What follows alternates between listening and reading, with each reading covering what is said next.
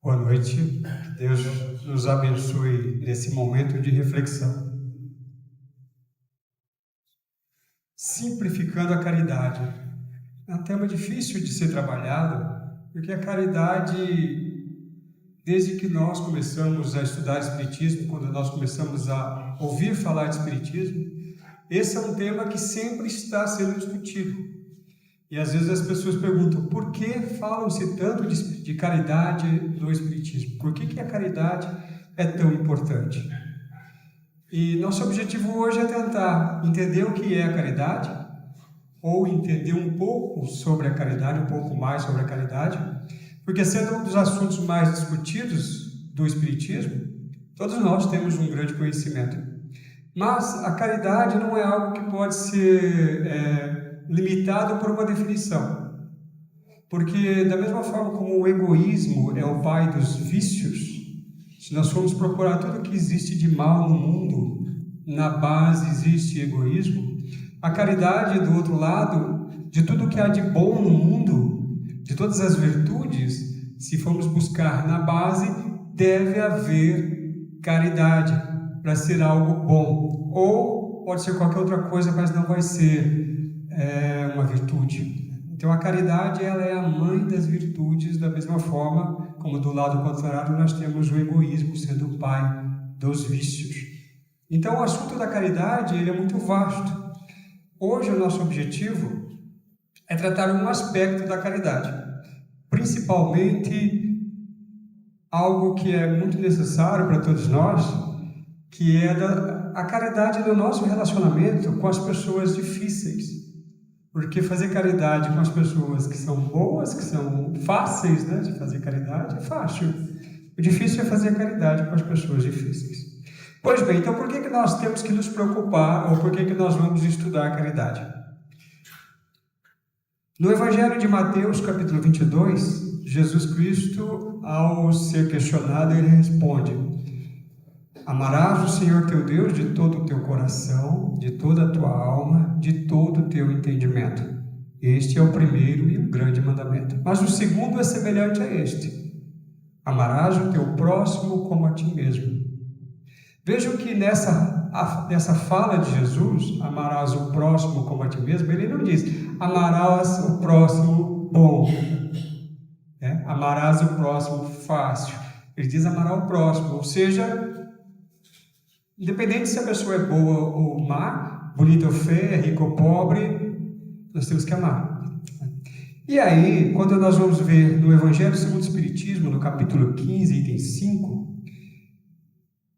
há uma afirmativa que diz assim, com relação agora a esse mandamento maior: não podendo amar a Deus sem praticar a caridade para com o próximo, todos os deveres do homem se resumem nesta máxima: fora da caridade não há salvação. Ou seja, o maior mandamento e aquilo que nós temos que fazer para conseguirmos a salvação é amar a Deus sobre todas as coisas e ao nosso próximo como a nós mesmos. E ele diz, mas se nós não amarmos o próximo, nós não estamos amando a Deus também. Então, o nosso maior desafio é amar ao próximo como a nós mesmos, porque se não amarmos o próximo, também não estamos amando a Deus. É como alguém dizer assim, gosto muito de você, mas não gosto do seu filho. Para nós é como se ele não gostasse de nós, porque se não gosta do meu filho, não gosta de mim também. Eu nem quero saber da sua presença diante de mim, não é? Então, claro que Deus não tem esse sentimento por nós, mas se nós não trabalharmos a caridade para com o próximo, não estamos obedecendo ao maior mandamento. E uma questão que fica é, fora da caridade não há salvação. O que é salvação? Existem muitas religiões que, para elas, salvação é não ir para o inferno. Né? Salvação do inferno, não ir para o inferno, ir para o céu, ir para o paraíso. Então, nessas religiões, inclusive, eu vim de uma delas, fazia muito sentido em trabalhar, ou em acreditar, ou em buscar a salvação. Mas quando eu comecei a estudar Espiritismo, eu descobri que não existe inferno. Então, se não existe inferno, salvação do quê? Fora da caridade não há salvação, mas eu já sei que não existe inferno, então salvação do quê? Então é importante nós entendermos o que é também essa salvação, para sabermos se nós estamos interessados em praticar a caridade. Porque se salvação for alguma coisa muito simples, eu não me interesso, eu vou evitar. Pois bem, no Livro dos Espíritos, na questão 970, Kardec está conversando com os espíritos e ele quer saber, para os espíritos que estão sofrendo no mundo espiritual, em que é que consiste esse sofrimento? Como que é o sofrimento? E depois ele quer saber também, para quem é feliz, em que consiste a felicidade. Então ele quer saber assim, quem está sofrendo, como que sofre? O que é esse sofrimento? Que jeito que é? E para quem é feliz, como que é essa felicidade? Né? E aí os espíritos dizem o seguinte, na questão 970, em que consiste os sofrimentos, primeiro, dos espíritos inferiores? A resposta, eles podem resumir-se assim: invejarem o que lhes falta para ser felizes e não obterem. Verem a felicidade e não poderem alcançá-la. Pesar, né? Remorsos, ciúmes, raiva, desesperos, motivado pelo que os impede de serem felizes. Remorsos, ansiedade moral indefinível. Desejam todos os gojos e não podem satisfazer. Eis o que os tortura. Então, o que causa sofrimento? Sentir inveja, raiva, ódio, mágoa, ciúmes, né? Permanecer sentindo isso depois da morte. Isso é o que causa o sofrimento. Todos esses sentimentos são as nossas paixões, né? As paixões desequilibradas. Então, se eu não consigo controlar o respeito pelas pessoas que têm posses além do que eu tenho, eu vou desenvolver a inveja. Então, a inveja é uma paixão. Os ciúmes é uma paixão, a raiva, a mágoa, a intolerância, a ganância, a vaidade, tudo isso são paixões. E se as paixões estiverem desequilibradas, eu vou sofrer depois da morte. Por quê? Imagine se eu sou ciumento, vou continuar ciumento. Aí eu desencarno primeiro com a minha esposa, aí eu fico vendo que minha esposa está arrumando outro namorado. Eu vou sofrer com esses ciúmes, com certeza vou. E aí ele pergunta, e que consiste então a felicidade?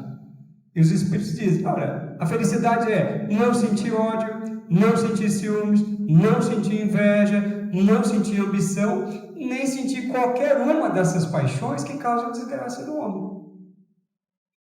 Perceberam que a resposta parece que é a mesma? Quem sofre, sofre porque tem as paixões desequilibradas.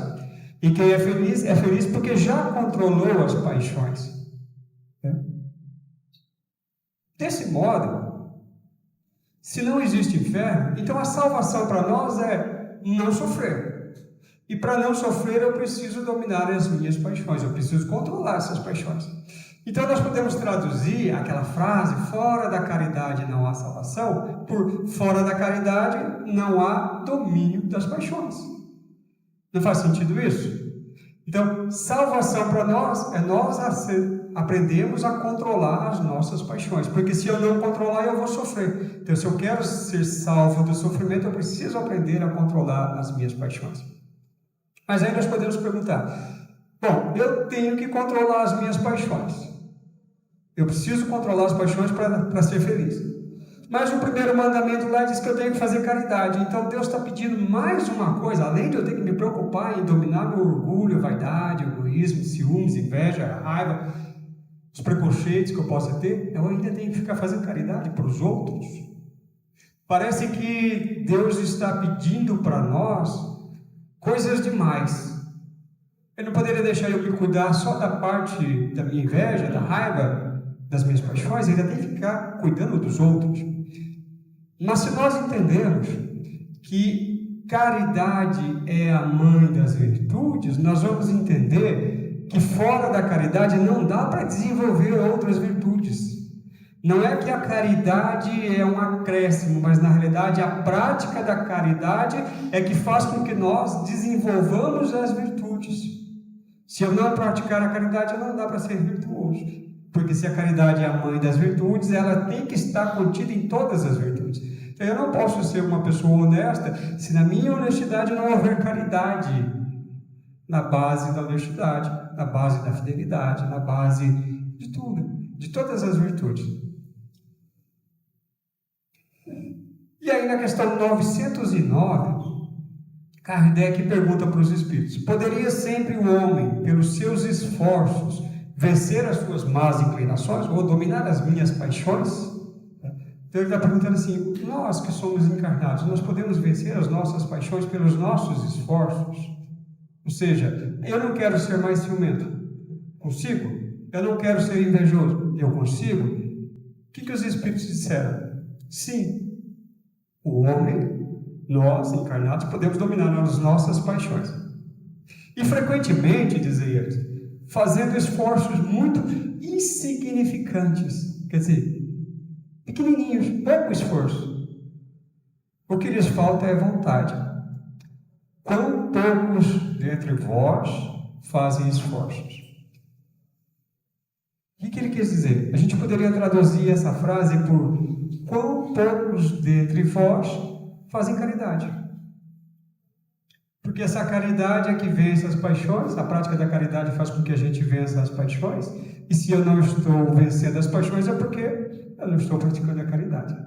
Mas como não? Eu já dou lá uma parte do meu salário para a obra de caridade, eu já faço doações para a paz, já dou ração para os gatinhos e cachorros de rua. Como que eu não estou fazendo caridade? A caridade ela não pode ser simplesmente isso. Vamos ver como é que está no dicionário. Dicionário, quando nós perguntarmos lá o que é caridade, está escrito assim: é o ato pelo qual se beneficia o próximo, especialmente os pobres e os desprotegidos. Também é uma disposição favorável em relação a alguém que está numa situação inferior a nós. A caridade também é uma compaixão, benevolência, um donativo ou uma ajuda que se dá para os pobres, uma esmola, um benefício. Então, segundo o dicionário, caridade é dar alguma coisa ou fazer algum favor para quem está precisando, para quem está numa situação inferior à nossa.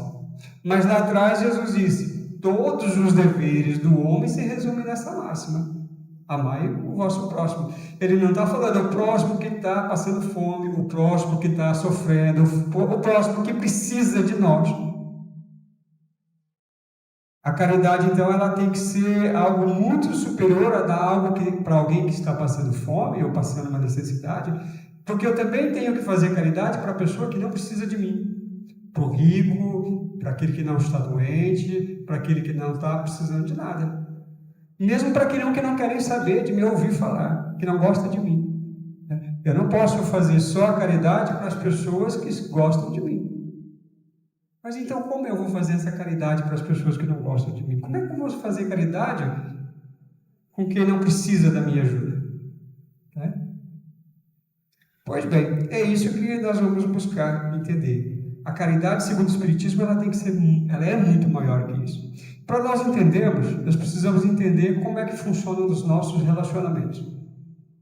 Lembrando que essa palestra nós vamos dar um enfoque somente com relação às questões dos nossos relacionamentos com as pessoas difíceis, Então, todas as vezes que nós nos relacionamos com alguém, seja quando nós conversamos, quando nós brigamos, enfim, todas as vezes que nós temos contato com outras pessoas, 3 coisas acontecem dentro de nós, acontecem conosco. A primeira delas aliás, 3 coisas acontecem nessa relação. A primeira é a ação das pessoas, o que a pessoa faz, o que a pessoa fala. Isso, já vou falar. Então, a primeira é a ação das pessoas, depois é o julgamento que eu faço com relação à ação que ela fez. Então, pelo fato do que ela fez, eu vou julgar e eu vou sentir, eu vou ter emoções, alguma coisa vai brotar em mim. Se ela fez uma coisa boa, vai brotar uma emoção boa. Se ela fez alguma coisa ruim para mim, vai brotar uma coisa ruim. E a terceira interação é o que eu vou fazer com relação a ela. Então, ela faz ou fala alguma coisa, eu sinto alguma coisa e reajo ou ajo, Então, essas são as três interações: a ação, o meu julgamento e a minha reação. Bem? Para cada uma dessas ações, há uma virtude que vai nos ajudar, porque em todas elas eu tenho que fazer a caridade. Então, quando as pessoas fazem as coisas para mim, ou falam coisas para mim, eu tenho que retribuir com caridade. Quando eu julgo o que a pessoa fez, eu tenho que julgar com caridade. E quando eu reajo, eu tenho que reagir com caridade. Então, nós vamos estudar a virtude do pote, a virtude da bochechinha e a virtude do cachorro. Vocês conhecem essas virtudes? Já ouviram falar? Então, tá bom, vamos lá conhecer. Primeiro, a virtude do pote. A ação dos outros desperta em mim um sentimento e uma emoção. Então vamos ler lá no Evangelho segundo o Espiritismo, capítulo 10, item 14, o Espírito Simeão falando da virtude do pote. O que ele diz? O perdão é a virtude. Ele diz assim: Jesus era o justo por excelência, responde a Pedro: perdoarás ilimitadamente cada ofensa, tantas vezes ela te for feita. Foi quando Pedro, chegou para Jesus e perguntou: Jesus, mestre, quantas vezes nós devemos perdoar o nosso irmão? 7 vezes? Aí Jesus falou: não, Pedro, 7 não, 70 vezes 7, que quer dizer infinitamente. Tá? Perdoarás ilimitadamente cada ofensa, tantas vezes que ela te for feita. Ensinarás ao teu irmão esse esquecimento de si mesmo que te torna uma criatura invulnerável aos ataques dos maus procedimentos e também invulnerável às injúrias. Serás brando e humilde de coração sem medir a tua mansuetude. Farás, enfim, o que deseja que o Pai Celestial faça por ti. Entenderam? Podemos passar para a próxima? Como assim o perdão é a virtude do pote? Você sabe que é um pote, né? Hoje quase não se usa mais, mas antigamente a gente usava para tomar água, né? Então, colocar água no pote, tem uma tampa e uma canequinha em cima. Uma peça importantíssima no pote é a tampa. E para que serve a tampa? Para proteger a água, né? Quando as pessoas fazem as coisas erradas para nós, e as pessoas dizem assim, tem que perdoar, a gente fala: poxa, mas ela me magoou, ela me feriu, ela me roubou, ela me prejudicou, e eu ainda vou dar o meu perdão para ela?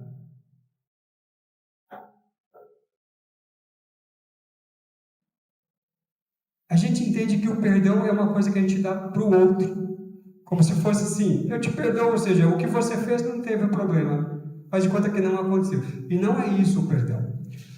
Como Jesus disse ali, oferece o perdão, e você oferecer o perdão vai te fazer ser uma criatura invulnerável ao mal que vem de fora. Então o perdão, ele age em nós não como algo que nós estamos dando para o outro, ele age como a tampa do pote, para impedir que a sujeira entre no pote. O perdão para nós, quando eu perdoo alguém, eu estou colocando uma tampa no meu coração para que a maldade dele não entre para sujar o que eu tenho lá dentro de mim. Então o perdão não é algo que eu dou, o perdão é uma defesa que eu tenho.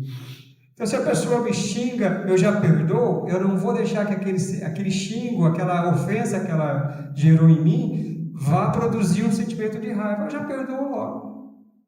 Ela me xingou, problema dela. Ela me roubou, melhor eu ser roubado do que eu roubar. Ela me magoou, melhor eu ser a vítima do que ser a pessoa que está tirando lágrimas dos olhos dos outros. É melhor que eu chore do que eu fazer o outro chorar. Então, se eu entendo isso, eu já perdoo e não deixo a maldade dela vir e fazer com que eu fique com raiva, com ódio, com mágoa, com revolta. Porque isso, quando eu fico com raiva, com ódio, com mágoa, revolta, isso não faz nada para ela. Isso só faz com que eu sofra. Porque ódio, mágoa, revolta e tudo isso são as paixões desequilibradas. Então, se eu deixo que ela me ofenda, ela pode falar alguma coisa, mas se eu aceito o que ela disse e me ofendo com isso, eu estou me escravizando às paixões. Isso significa que quando eu morrer, eu vou ficar sofrendo do lado de lá. E vou sofrer bastante ainda aqui, porque todas as vezes que eu lembrar disso, eu vou ficar remoendo e vou sofrer. Então, o perdão concedido não é um perdão que eu estou dando para ele, é um perdão que eu estou dando para mim. Eu que não quero sofrer com isso. Você é ruim? Tudo bem. Mas fica com a sua ruindade para lá. Deixa que aqui dentro eu quero ficar com a minha bondade. E aí vou me proteger. O que o apóstolo Paulo disse lá no Evangelho segundo o Espiritismo ainda? Quem sabe, aliás, se descendo ao fundo de vós mesmos, se nós fizermos uma reflexão, não reconhecereis que fostes você o agressor. Quem sabe se nessa luta que começa por uma alfinetada e termina por uma ruptura, não foste você quem atirou a primeira pedra, não foste você quem deu o primeiro golpe, não foi você que ofendeu ela primeiro e agora o que ela está fazendo é simplesmente devolver o que você fez por ela.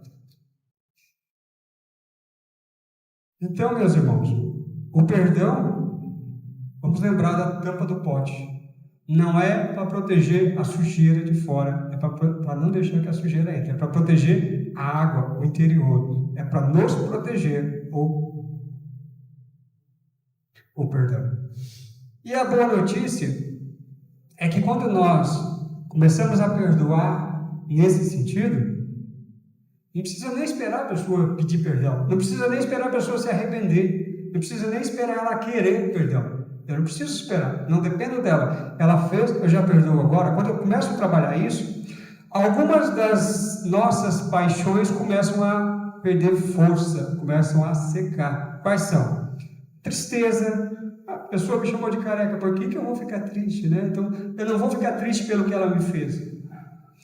Medo, desconfiança, mágoa, raiva, ódio, orgulho, vaidade, tudo isso começa a desaparecer, mas eu não preciso trabalhar essas coisas, é só eu trabalhar o perdão, automaticamente tristeza, medo, desconfiança, mágoa, raiva, ódio, orgulho e vaidade começam a sair de cena. Lembra? Caridade, domínio das paixões. A segunda interação é o meu julgamento, então a gente vai trabalhar a virtude da bochechinha, né? Qual é a virtude? Da primeira, do pote, era perdão. A virtude da bochechinha é a virtude da... Ninguém arrisca? Indulgência. Você está esperto, hein? Muito bem. É a indulgência. O que se dizem os espíritos a respeito da indulgência? Espíritas, queremos falar-vos hoje da indulgência, que é um sentimento doce e fraternal que todo homem deve alimentar para com os seus irmãos. Vejam que ele não disse todo mundo pode, se quiser, se tiver disposição, se tiver vontade, alimentar para os irmãos. Ele disse todo homem deve, então é um dever. Para nós sermos felizes, nós precisamos desenvolver a indulgência, mas que bem poucos fazem uso. A indulgência não vê os defeitos dos outros, ou se vê o defeito dos outros, evita ficar falando deles. Não sai fazendo fofoca, não sai esparramando, não sai criticando e não sai fazendo maledicência.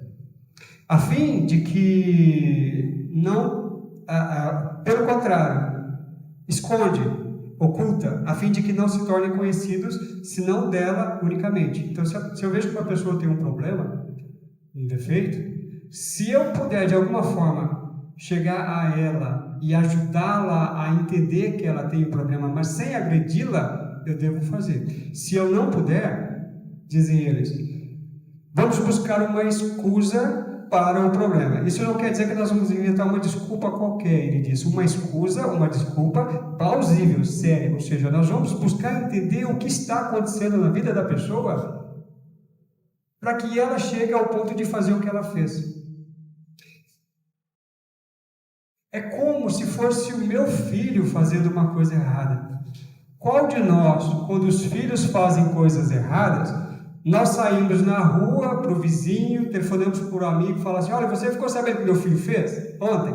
Então, nós não saímos espalhando as coisas, expondo os nossos filhos. Por que nós não expomos os nossos filhos?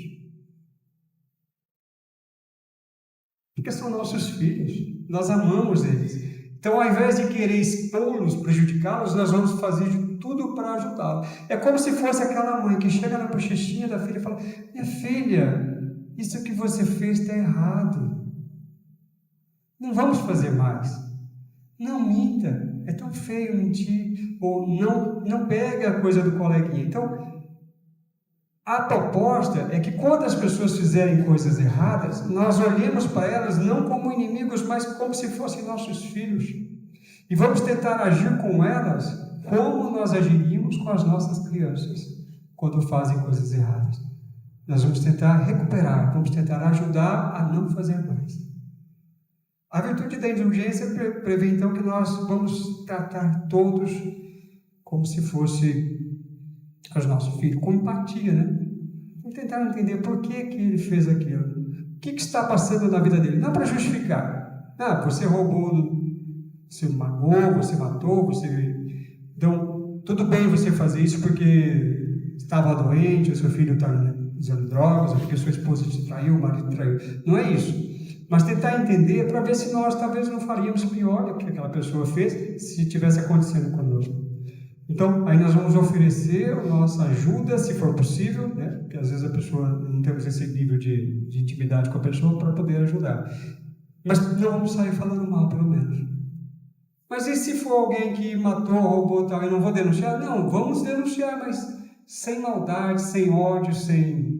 Se precisar mover um processo, vamos mover um processo. O marido traiu e não respeita, e não dá para continuar o casamento? Separa, mas sem ódio, sem mágoa, sem revolta. Se não dá para ficar junto, separa. A proposta é, não vamos odiar, porque o ódio é a paixão desequilibrada. A raiva é a paixão desequilibrada. Isso vai gerar sofrimento para nós, não é para ele. O que dizem os Espíritos? Homens, quando será que vocês vão julgar os vossos próprios corações, os vossos próprios pensamentos e os vossos próprios atos, sem ficar se preocupando com o que os outros fazem? Sede, pois, severos para convosco e sejais indulgentes para com os outros. Porquanto a indulgência atrai, une, né? Acalma, ergue, ao passo que o rigor do julgamento desanima, afasta, irrita, prejudica. Então, se eu criticar a pessoa, não vai resolver o problema, só vai piorar. Se eu for indulgente e tentar ajudá-la ainda, aí sim nós estamos trabalhando para ajudar. Quando nós buscamos praticar a indulgência nesse nível, olha, a pessoa está me prejudicando e eu ainda vou ser indulgente com ela, vou perdoar e ser indulgente, outros vícios, outras paixões nossas começam a ser enfraquecidas, que é o ciúmes, a inveja e a maledicência. Parar de falar mal, ou parar de sentir ciúmes. O marido que está paquerando outras pessoas. Bom, vou ser indulgente, né? Por que será que ele está fazendo isso? Que ele não presta mesmo. Tudo bem, ele não presta, é problema dele. Não vou ficar com raiva, não vou querer brigar, querer matar. Se não der para continuar o relacionamento, que separa, mas não vamos ficar falando mal, sentindo ódio. Então, ciúmes, inveja e maledicência começam a diminuir quando nós buscamos a indulgência. E por último, é como eu vou reagir. E aí, então, a virtude é a virtude do cachorro, né? Qual que é a virtude agora? Benevolência. Ele está sabendo. Benevolência. Benevolência, o que é? É a boa vontade em fazer o bem. Benevolência não é fazer o bem. É fazer o bem com vontade de fazer o bem. Qual é a diferença? Um exemplo que eu uso, né? Imagine que uma senhora que é dona de casa, né? Que é responsável por fazer comida, lavar a louça, preparar o café, o jantar da família inteira. E em determinada tarde, após o almoço, ela chega para o filho que está no videogame e fala assim: filho, você não pode lavar a louça e limpar a cozinha para mim hoje, que eu tenho que sair, eu tenho que ir ao médico, eu tenho que fazer alguma coisa fora de casa, estou atrasada e não vai dar tempo de lavar. Aí o filho fala assim: não, lavar a louça é seu serviço, vai lá fazer você. Aí a mãe fala assim: mas filho, se a louça não estiver lavada quando eu chegar, não vou ter tempo de preparar o seu café. Aí fala: tá bom, eu vou fazer, mas olha, não acostuma, é só hoje, hein? Aí esse filho vai lá, lava a louça, limpa o fogão, varre o chão, deixa tudo brilhando, perfeito. Ele fez o bem?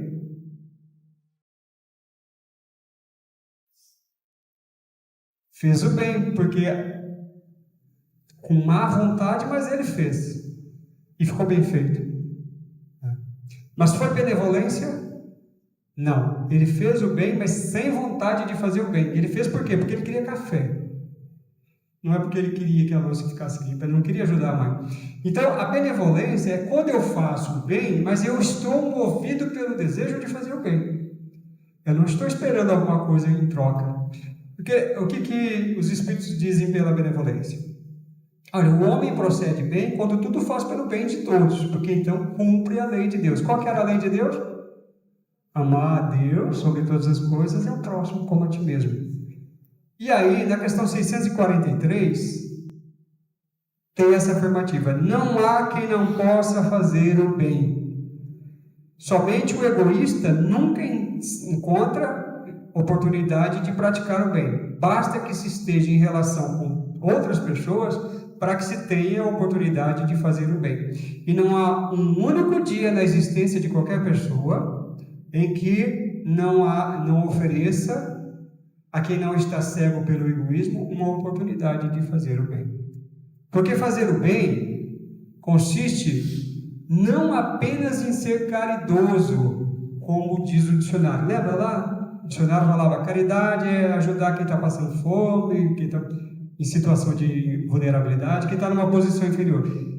Os Espíritos dizem: fazer o bem não é fazer só isso, mas ser útil em qualquer na medida do possível, todas as vezes que seu concurso venha a ser necessário. Olha lá, é uma pessoa que estava andando na rua, pelo jeito está chovendo, ele encontrou um cachorro de rua, e ele resolveu o problema do cachorro? Não resolveu. Ele não está adotando o cachorro, ele só parou, protegeu o cachorro um pouquinho da chuva, deve ter conversado com ele ali, talvez passado a mão, mas daqui a pouco ele foi para o lado dele, o cachorro continua a vida dele. Mas naquele momento ele foi útil? Foi útil. E o que ele esperou de retribuição do cachorro? Nada. Aquele cachorro não poderia oferecer nada para ele. Da mesma forma, é isso que os Espíritos pedem. Eles não pedem que nós sejamos grandes obreiros das grandes tarefas. Nós não precisamos abrir uma creche, um hospital, uma mansão do caminho. Não é isso que eles estão pedindo para nós. Se nós tivermos condições de fazer isso, ótimo, a gente vai fazer. Mas o que eles estão pedindo? Seja útil em qualquer momento, onde tiver, mas sem interesse.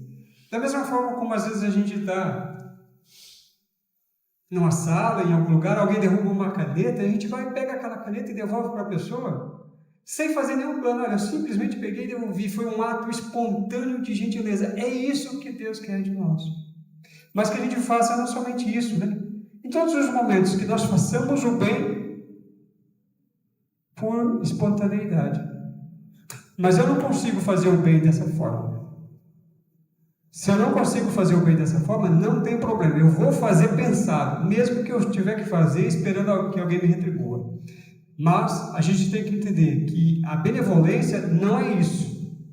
Então, alguém derrubou uma caneta, eu peguei a caneta, entreguei para ela, esperando ela falar obrigado, eu estava esperando uma retribuição, mesmo que fosse só um obrigado.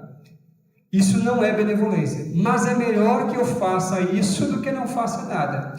E nós temos que entender que esse tipo de beneficência, né, de fazer o bem dessa forma, mesmo que eu esteja esperando uma recompensa, ele é um exercício, é um treino para que eu acostume a fazer o bem, para que daqui a pouco eu não esteja mais esperando nada em troca. Porque é isso que é benevolência, é isso que é a caridade, é isso que nos salva. Fazer o bem por interesse é bom, mas não é suficiente para que a gente não sofra depois. Por quê? Porque o interesse meu é a paixão desequilibrada. Então nós temos que fazer o bem, entendendo que nós temos que fazer o bem sem interesse. E aí a gente pode começar em casa, né? Esse próximo pode ser com o mais próximo lá de casa. Os filhos, os pais, os irmãos, os cônjuges, né? Os primos, o vizinho, as pessoas do centro, as pessoas da rua. A gente vai fazendo desinteressadamente. E quando nós começamos a agir assim, um vício começa a se enfraquecer em nós. O paizão dos vícios. Quando nós começamos a fazer o bem espontaneamente, ou mesmo que sem ser espontaneamente, né, mas que nós vamos treinando, o egoísmo começa a diminuir em nós. E lembra lá atrás? O egoísmo é o pai dos vícios. Quando nós praticamos a caridade, a mãe das virtudes começa a ganhar cena e o pai começa a ser retirado automaticamente. Então, só lembrando, primeira ocorrência, né, quando a gente relaciona com as pessoas, é as pessoas fazerem coisas, né, agirem. Qual é a virtude? A virtude do porte? Perdão. No segundo, é quando nós vamos julgar a ação das pessoas. É claro que não é assim, né? A pessoa faz, eu começo a julgar e depois eu decido o que vou fazer. Não é assim. Normalmente acontece muito rápido, né? A pessoa faz, já brota o sentimento, a gente já dá o tapa, já dá o troco, né? Então, a proposta é que nós começamos a pensar, mesmo que eu já fiz, eu paro para refletir, por que eu agi assim? Por que eu reagi dessa forma? Então, quando eu começo a pensar nos gatilhos ou nos porquês, eu já começo a dominar. E a gente vai treinando isso, logo, logo a gente já está perdoando antes mesmo da pessoa acabar de fazer. Então, o julgamento que eu faço, a gente vai lidar com indulgência. Quando eu vou julgar as pessoas, eu vou julgar entendendo que elas, como se elas fossem meus filhos, como se eu o amasse da mesma forma. E por último, o que vai filtrar as minhas ações é a benevolência. Busque fazer o bem sempre. Mesmo que o bem seja colocar a pessoa na cadeia, mesmo que o bem seja se separar, não tem problema. Mesmo que o bem seja dar um castigo para um filho que precisa ter um castigo, mas sem ódio, sem raiva, sem mágoa, sem nenhum sentimento mal. Com isso, nós vamos entender então a resposta que está lá na questão 886 do Livro dos Espíritos, quando Kardec pergunta para os espíritos: qual o verdadeiro sentido da palavra caridade conforme entendia Jesus? E a resposta: benevolência para com todos, indulgência para com as imperfeições dos outros e perdão das ofensas. Trocando, né? Guarda-chuva para os cachorros, bochechinha para os outros e tampa no pote. Aí nós vamos entender. Para Jesus, caridade é ser benevolente para com todos, fazer o bem para com todos, mas não é fazer o bem de uma forma burra, né? É fazer o bem sendo útil, ajudando, construindo. Ser indulgente, ou seja, entender que as pessoas cometem erros porque elas são imperfeitas. Mas quem mais é imperfeito além delas? Nós. Todos nós somos imperfeitos. Então, da mesma forma, algumas pessoas precisam da minha indulgência, eu preciso da indulgência delas. Então, nós temos que ser indulgentes para com todos. Eu não posso ser indulgente comigo. Lá o Espírito diz: seja severo convosco mesmo, indulgente para com os outros. E perdoa as ofensas, porque o perdão das ofensas não é para ele que você está dando, é uma proteção para o nosso próprio coração. Então, que Deus nos abençoe, que nós possamos, entendendo a caridade dessa forma, começar a trabalhar para que as paixões que nós ainda temos em nós possam diminuir, para que logo mais, quando nós estivermos talvez desencarnados, né? Não desejo isso para ninguém, mas quem sabe, né? Daqui a pouco a gente está desencarnado, nós possamos estar contados entre aqueles espíritos que estão felizes, porque já não tem ódio de ninguém, raiva de ninguém, ciúmes nem inveja, simplesmente já são felizes pelo já temos conquistado essas virtudes. E que Deus nos abençoe.